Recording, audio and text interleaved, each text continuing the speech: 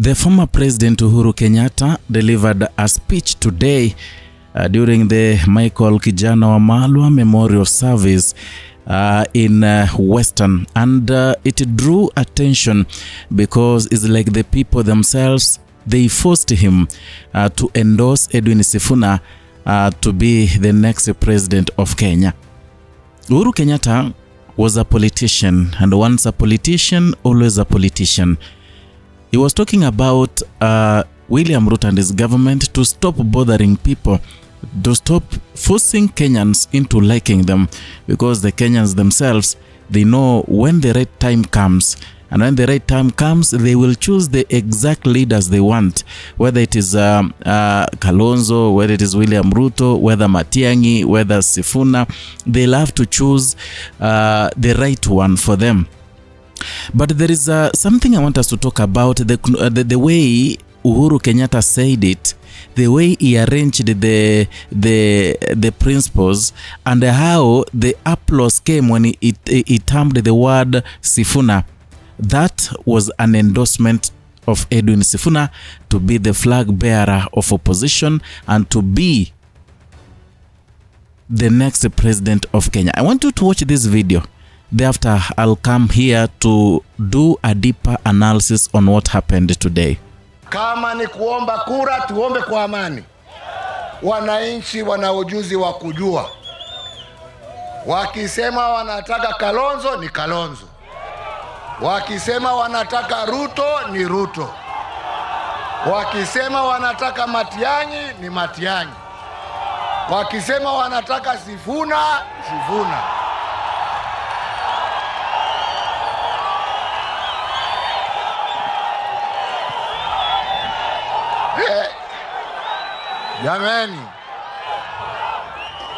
Jameni, chungeni. Mimi sitaki kuitwa sponsor bana. Mimi sitaki mambo mingi. Mimi nimesema ya kwamba chaguo ni la nani? Chaguo ni la nani? Na hakuna haja ya kulazimisha Mkenya yeyote kwenda upande huu au upande huu. Wakenya watajichagulia wenyewe. Na mimi naomba viongozi wa kisiasa, tuende kwa wananchi kwa amani.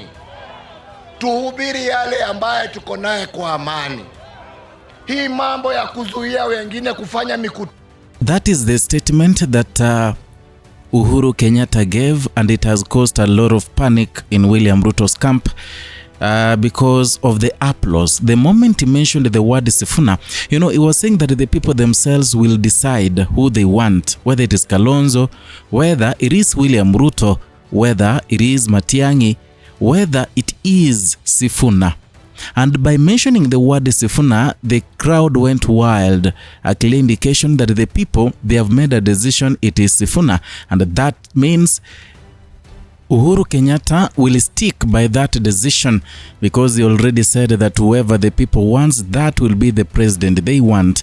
And now it is a clear indication that the people already have decided and they want Edwin Watenya Sifuna. So to some extent, the people themselves, through applauding, through the kind of shouts, the kind of clapping about Edwin Sifuna, that they made a decision, a clear deliberation that they want Sifuna, and that's what Uhuru Kenyatta will support. And another thing, if you are so keen with that address, Uhuru Kenyatta mentioned Edwin Sifuna last. It was not by chance, it was not by accident. He mentioned the name Edwin Sifuna last because he knew the people there, they want what we call Edwin Sifuna.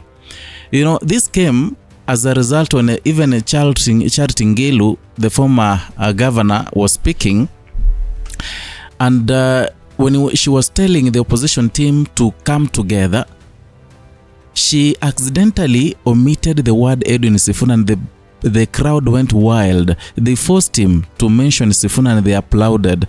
The applause itself, it made clear, a clear indication that the people there, they want Edwin Sifuna. Therefore, Uhuru Kenyatta, remember, he said he's rumored to be the sponsor of Linda Mwananchi, that is the one who is sponsoring Edwin Watenya Sifuna.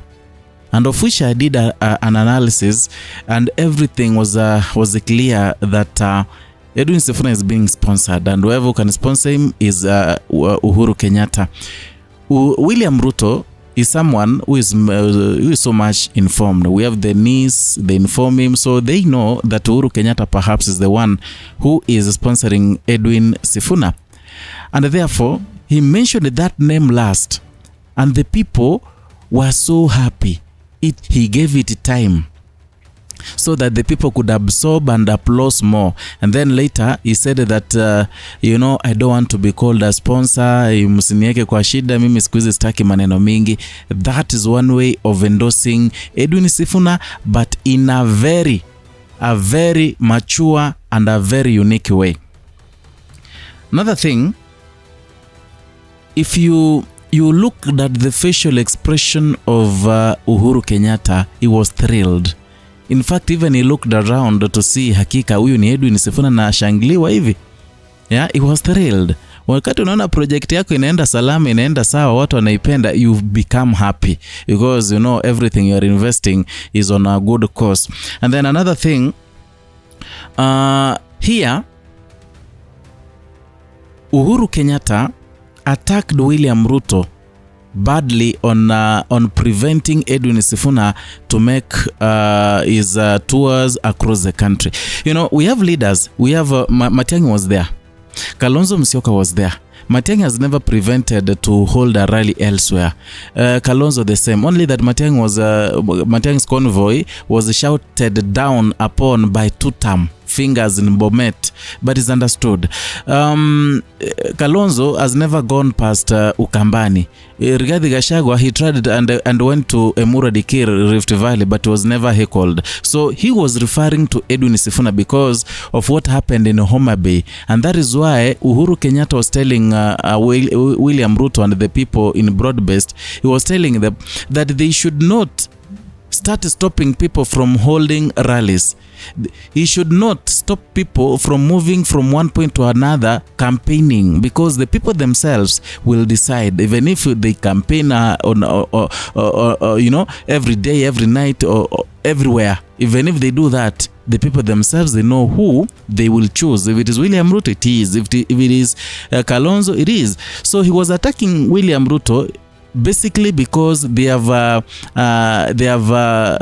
feared Edwin Sifuna, and that's the reason why they are preventing Edwin Sifuna from making those rallies like the one in Homa Bay. So attacking the government to stop pressuring Edwin Sifuna when he is conducting his rallies, that's one way of endorsing Edwin Watenya Sifuna. And then another thing, if you are so keen, Uhuru Kenyatta avoided mentioning the name Rigathi Gachagua, despite the fact that the people who support Rigathi Gachagua have been calling out, saying that they have a candidate who is Rigathi Gachagua. In fact, they said Rigathi Gachagua himself has been telling people that is the only qualified person who can let me use Kiswahili. Anasema kwamba yeye ndiye atakimbiza Ruto kama baiskeli ya kuibiwa. If opposition team allows him to run for president. So you see, Rigathi Gachagua and his people in DCP, they are so aware and they are so convinced that he will be on the ballot. But here, Uhuru Kenyatta never even mentioned him. So that tells you something. That Uhuru Kenyatta and Rigathi Gachagua, hawatawezi endana.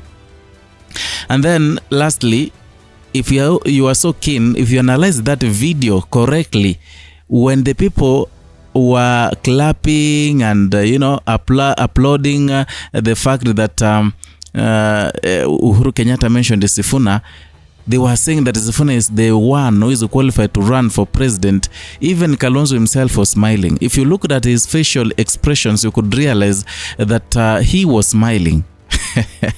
he was happy that Sifuna, you know, I told you at some point, even at the end of the day you'll find out that everyone will be saying mimi ni Sifuna. Hata utashangaa Kalonzo pia ameweza kusema hata mimi bwana ni Sifuna, acha Sifuna apeleke kitu. Anyway, that is my opinion and that is my analysis. Kindly, if you have a divergent opinion or rather you have another opinion, you can write in the comment section. I'm here to read and respond to each and every comment you make.